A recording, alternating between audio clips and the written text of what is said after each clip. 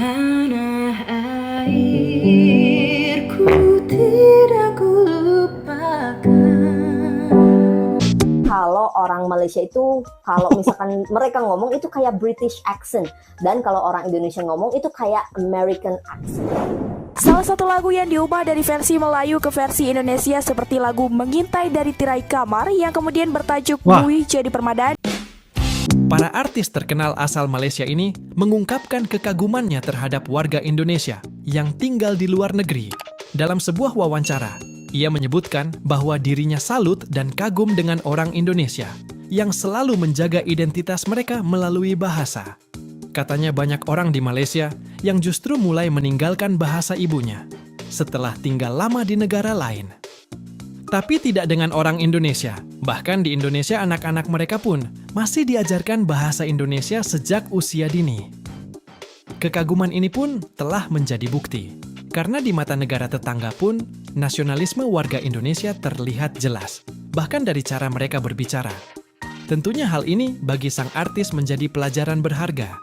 Bahwa bahasa bukan hanya alat komunikasi, tapi juga bagian dari identitas bangsa yang tak boleh dilupakan. Dan sebagian dari mereka menyadari betapa kuatnya pengaruh bahasa Indonesia terhadap rasa nasionalisme bagi warganya. Simak informasi selengkapnya berikut ini. Namun masih ada mana-mana pihak tidak menghormati bahasa Melayu. Kalau you tak ada jati diri, okay, kalau you tengok orang Indonesia, dia... Artis tetangga mengejutkan publik saat dalam sebuah wawancara di televisi Malaysia, ia secara terbuka lebih memilih menggunakan bahasa Indonesia daripada bahasa Melayu. Ia mengaku merasa bahasa Indonesia lebih luas, jelas, dan mudah dipahami oleh penonton dari berbagai negara. Pernyataan ini pun menuai perhatian luas, karena tak sedikit netizen Malaysia yang selama ini merasa bangga dengan bahasa Melayu sebagai identitas nasional. Tak hanya itu, ada juga artis Malaysia lainnya yang mengungkapkan kekagumannya terhadap kuatnya pengaruh bahasa Indonesia di dunia hiburan Asia Tenggara. Dari beberapa faktor, antaranya rakyat Malaysia sendiri yang tidak mengutamakan penggunaan bahasa Melayu dalam pertuturan harian serta merakan, tidak menggunakan bahasa Melayu dalam program-program resmi dan formal. Saya amat terasa sebagai rakyat Malaysia yang mendukung tinggi perlembagaan negara, perkara 152 yang peruntukan bahasa kebangsaan di Malaysia adalah bahasa Melayu, namun masih ada mana-mana pihak tidak menghormati bahasa Melayu. Contohnya, program-program yang sering kadang-kadang diadakan di Parlimen sendiri oleh beberapa pihak, kertas-kertas yang dimentang tidak disediakan dalam bahasa Melayu. Malahan, saya tak benar. Malahan membentangkan paper berucap sepenuhnya dalam bahasa Inggeris. Tengok orang Indonesia, dia duduk kat sini berapa tahun pun, okay, 15, 16, 17 tahun, dia masih cakap bahasa dia. They refuse to speak like us. Kita yang cakap. We speak like them. Why? Pada saya, bila kita menyanyi satu-satu lagu, kalau kita dengar lagu Melayu, tentulah kita nak dengar diction tu macam orang Melayu. Kalau lagu orang putih, for example, lagu pop, English pop songs, kita nak dia American English. Tapi kalau kita dengar lagu serious music, classical English, dia bukan pakai American English, dia pakai British English ataupun receive pronunciation. So kalau sekiranya kita mendengar orang Spanish lah kata menyanyi lagu Melayu bunyi macam orang Melayu, bukankah kita kata macam wow, bestnya, pandainya dia nyanyi macam orang Melayu. Kita terpesona dengan situasi tersebut. Jadi kenapa kita sebagai orang Melayu nak nyanyi macam orang putih? Tu yang saya tak suka bila orang-orang Melayu nyanyi macam orang putih, tapi bila suruh nyanyi lagu orang putih macam pula orang Melayu Jawa. Kenapa? Jawa Muar pun terbahat. Tak kisahlah. Bila betul lah tu. So, kalau you tak ada jati diri, okay, kalau you tengok orang Indonesia, dia duduk kat sini berapa tahun pun, okay, 15, 16, 17 tahun, dia masih cakap bahasa dia. They refuse to speak like us. Kita yang cakap. We speak like them. Why? Satu bahasa dia. Satu bahasa. Why? Okay, kita pergi ke negara dia, kita cakap macam dia. Dia datang negara kita, cakap macam dia. Listen to your MC. Does she want to speak like us? No. She still speaks like her bahasa. Tak payah MC lah, dengan orang gaji pun kita cakap idol. Lu kenapa? Maksudnya dia orang punya jati diri sangat kuat. Yes. Mengapa kita tak macam tu? Dan bahasa dia orang satu. Kan, whether you India ke, you Hindu ke, bahasa Indonesia. Ya. Kita pasal pecahan banyak. So, jangan confuse style and language. Authenticity of the language needs to stay authentic. Betul. You know? Tapi style, nyanyilah apa you suka. Okay? Walau bagaimanapun, having said that, of course there are certain songs yang memerlukan kita ada style yang lain sedikit bila menyebutnya kan. For example, rappers, you know, they speak Ada accent dia lah, ya. sedikit different, you know, in the accent. So itu je lah. Kalau you tanya saya pasal diction, simple je jawapan dia. Keep it to the authenticity of the language. Mana ada cermin tadi? Cermin dulu. Wah, kau kenakan aku tegak-tegak ni. Mila.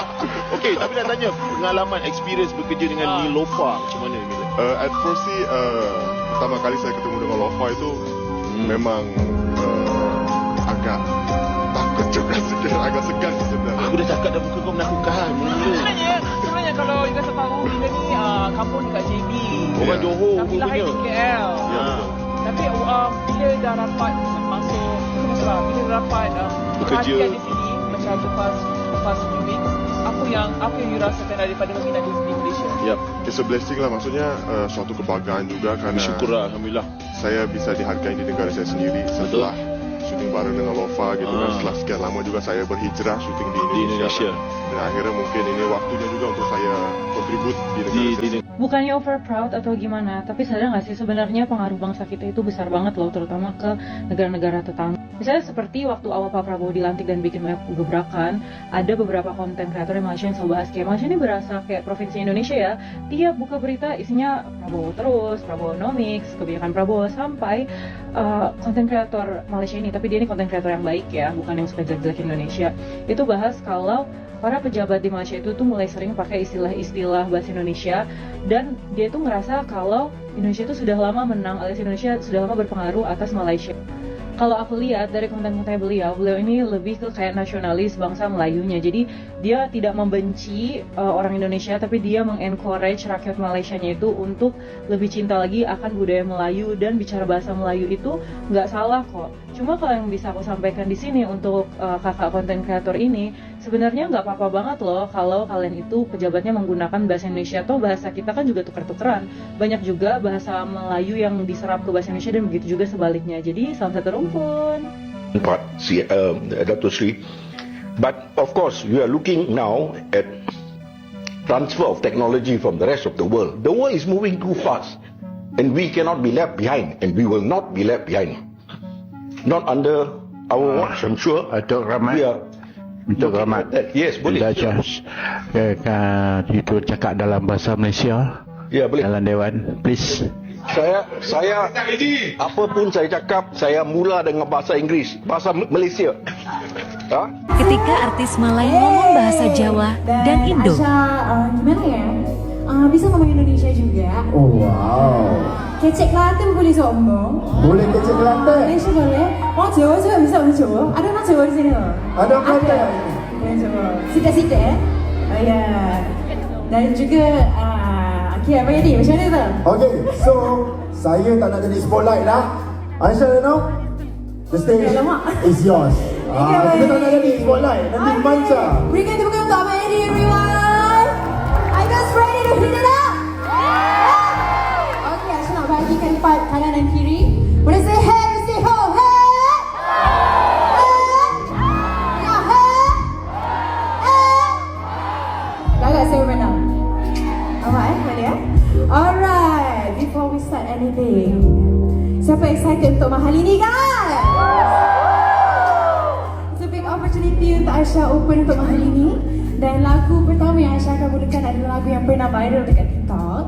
Lagu Aisyah sendiri, alhamdulillah. Terima kasih kepada kalian semua telah mendengar lagu ini. Untuk siapa yang tak tahu, lagu ini berkisahkan tentang I wanna hold you guys tight. Okay nah? I hold you guys again. Yeah, okay. Ini dia lagu yang berceritakan tentang Disember 2021 untuk karya Mama Indonesia. Jadi aku tuh pernah jatuh cinta. Okay, jatuh cinta sama seseorang membuat aku mau tulis satu lagu ini. Dan lagu ini aku tulis pas aku sama dia lagi di mobil ya. Jangan pikir bukan. Kayak gitu aja. Pas tu, I tulis lagu ini bersama dia. We were stargazing, we were watching the sky dan semuanya. Wattpad sangat kan? Tapi betul. So, apa kita tunggu lagi? This is WHUT. Kalau kalian semua tahu, boleh sing along with me, okay? Habis Genji, kalau dari segi show, Shima nak cerita juga. Kalau show di Malaysia, di Indonesia, jauh juga. Okay, kalau di Indonesia Shima suka sebab apa tahu, bila Shima menyanyi, nanti yang di bawah semua ikut menyanyi bersama dan diorang ikut menari bersama dan diorang semua sangat sporting. Kalau di Indonesia, diorang menyanyi sama Shima, menari dengan Shima, lepas tu diorang tepuk. Walaupun Shima bukan dari situ, tapi diorang menghargai Shima. Bila Shima datang, diorang sangat hargai. Okay, diorang tak kisah kita dari mana. Kalau dari Malaysia, yang Shima paling suka di Sabah Sarawak.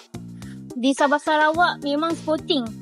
Kalau Shima buat show di Malaysia, diorang lebih kurang macam di Indonesia. Diorang joget, diorang menyanyi sama. Di Malaysia ada juga, okay? Tapi di Malaysia tak semua tempat. Kalau di Indonesia, hampir semua tempat macam tu. Kalau di Malaysia, tidak. Di Malaysia ada yang senyap. Kalau lagi-lagi di Kuala Lumpur lah, kebanyakannya mereka malu sebenarnya, segan. Okay, segan. Jadi diorang banyak duduk, tengok sajalah.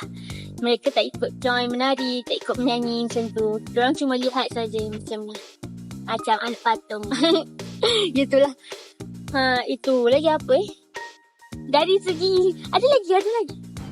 Dari segi komen-komen. Komen-komen dekat media sosial. Kalau kalian mau tahu kan, cuba kalian lihat sendirilah. Korang tengok sendiri dekat YouTube Shima ke, kat mana-mana yang ada Shima. Cuba korang baca. Kalian baca komen-komen. Yang dari Malaysia komennya macam mana, yang dari Indonesia komennya macam mana. Kebanyakannya komen dari Malaysia suka kecam-kecam.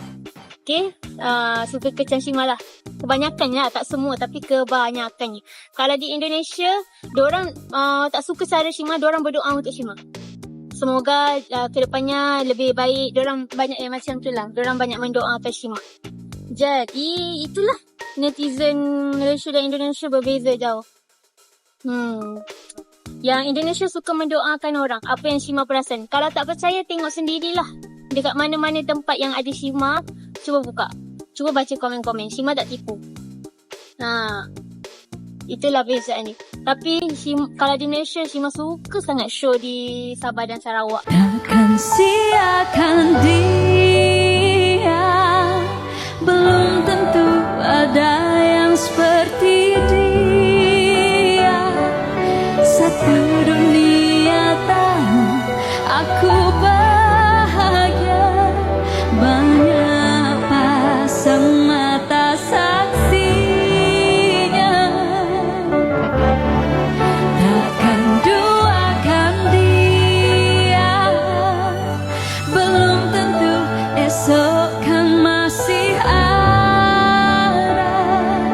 Kesempatan tak datang kedua kalinya. Hargai dan jaga hatinya.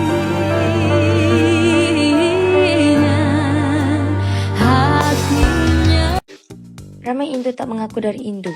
Tak jadi masalah berpercakapan. Suka hati nak bercakap seling apa. Tapi itulah Indonesia ni banyak yang apa.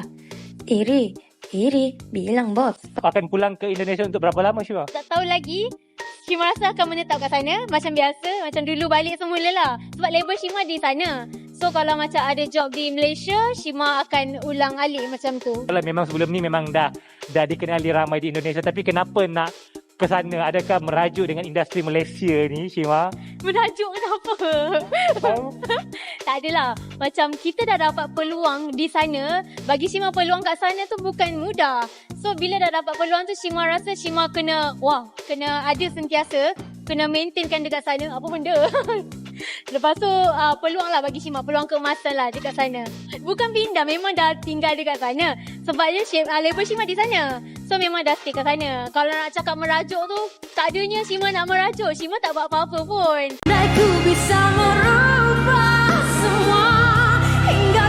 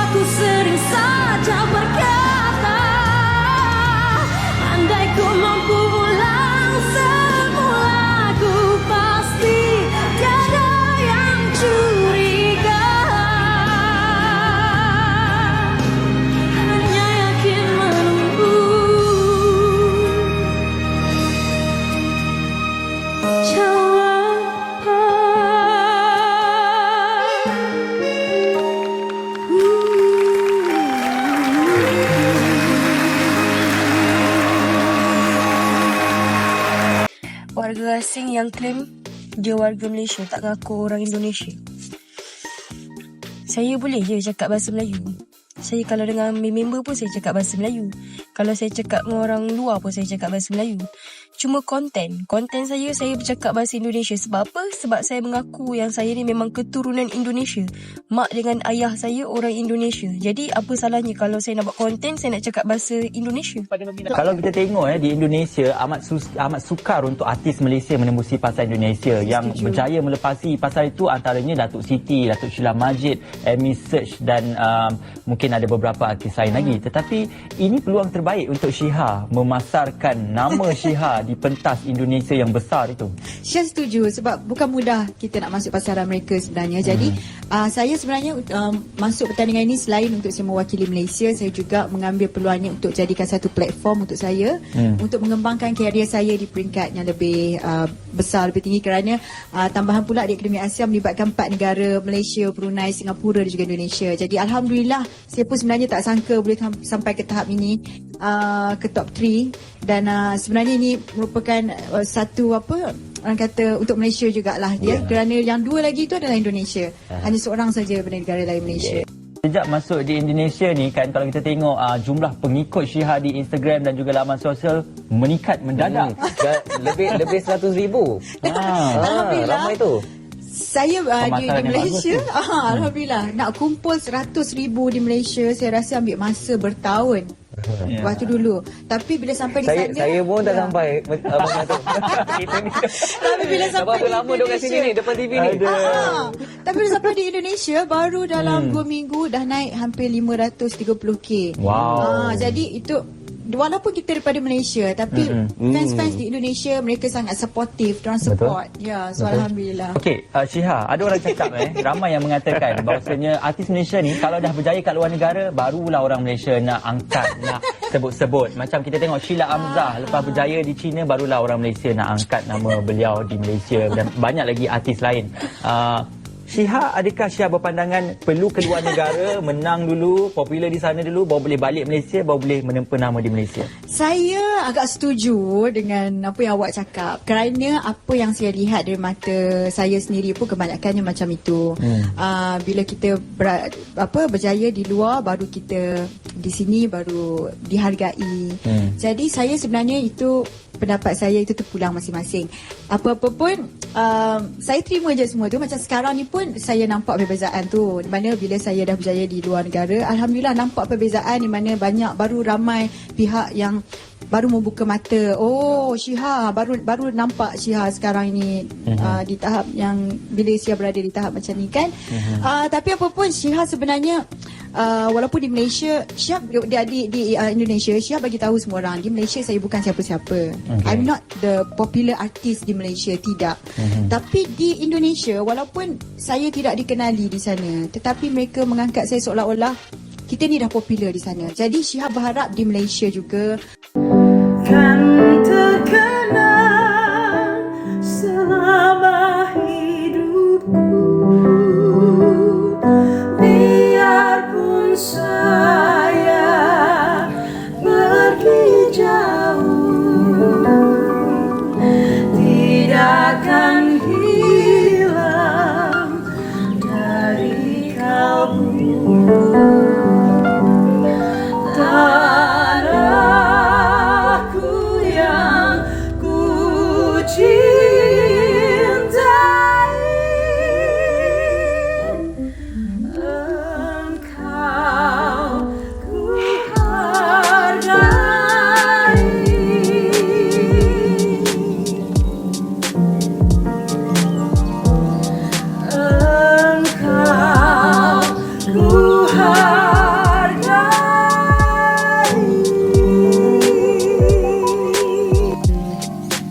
Fenomena ini menunjukkan bahwa bahasa Indonesia makin diakui secara regional, bahkan lintas negara.